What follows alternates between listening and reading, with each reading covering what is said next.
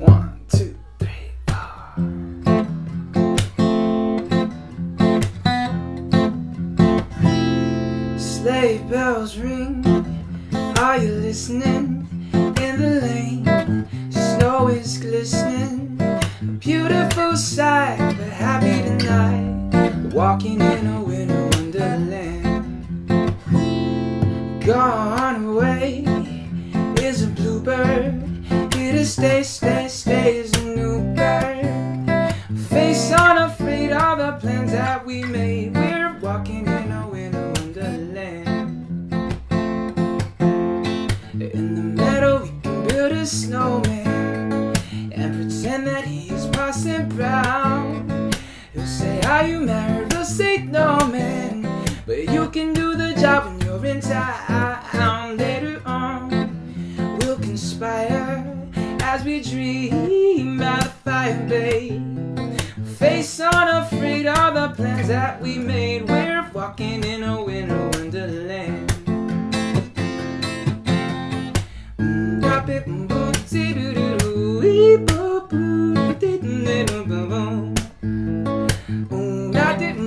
This snowman, bop, ba-dop, ba-dop, ba-ba. Later on we'll conspire as we dream by the fire, babe. We'll face unafraid, all the plans that we made, we're walking in a winter wonderland. We'll face unafraid, all the plans that we made, we're walking in a winter wonderland. Face unafraid, all the plans that we made, we're walking in a winter wonderland.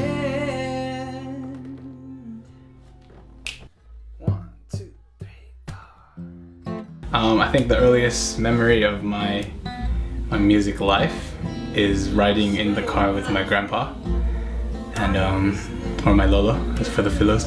We'd be in the car like we're picking up my auntie, and then he'd have like all these old school music, and I started singing along with it. And even though I didn't know the words, he told me that, you know, that's the first time I started singing. And from then, I don't know, I guess I got more confident singing, and then yeah, so that's what inspired me. Just having my grandpa, my inspiration, push me to do something that I love. I loved music, you know, as soon as I started playing guitar and stuff, but I never thought I'd be the person that I am now. I think the turning point was back in St. Mary's. I actually dropped music. I was getting a band 6, I was scoring really high, and then I dropped music thinking that that it was just, you know, it's just something on the side, that, you know, it's not going to help me with my career.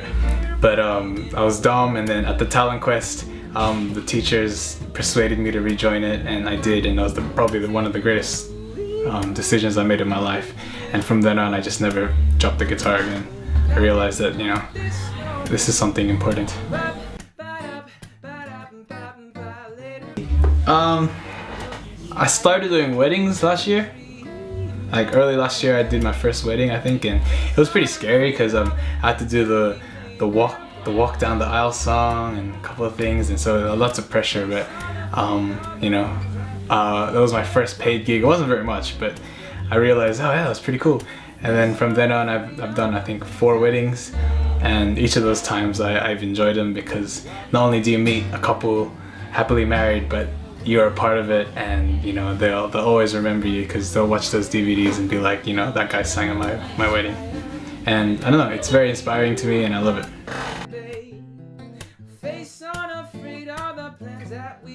I'm very awkward most times. That's why my stage name is Awkward Aaron, I think. But I think you have to go around it by practice, a lot of practice, just like what I do in basketball. It's about consistency and practice. And the more you practice, the more you're confident in what you do. And the more you're confident in what you do, when you get up there and actually perform it, it just be like you're playing for yourself or you're playing for someone else. But then really, once you're playing for someone else, you turn into a performer. And once you're a performer, it's easy. Like it's a different mindset, but you're the same person. And I think that's what you gotta have. this is how I picture YouTube. Like, to me, YouTube is a way I could express my talent, my emotion, and really how I feel in life. Like, my songs are sometimes hypothetical and they don't really include me, but some of them actually are heartfelt, and it's a way for me to just express who I am and what I do. And like, I know it might not be big, like 200 subscribers isn't much. Like, some of my friends don't even know I sing. It doesn't matter.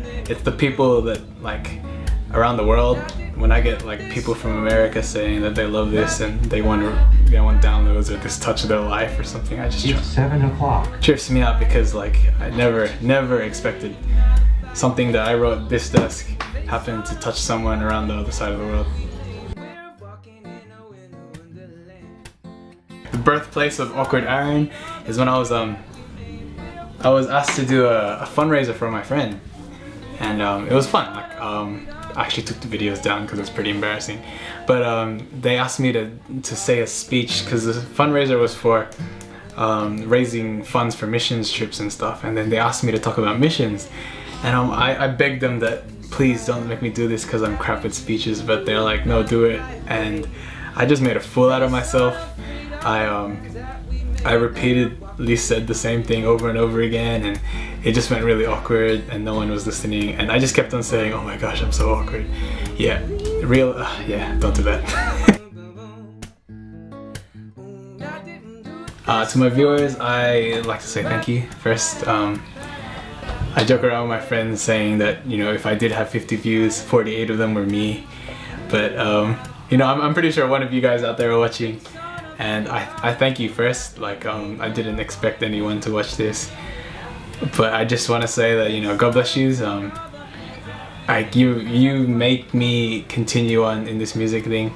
Like, obviously it hurts when you put something up and no one's watching it, but when you see people watching, it just pushes you to make some more and more. But yeah, and you're making my dream come true.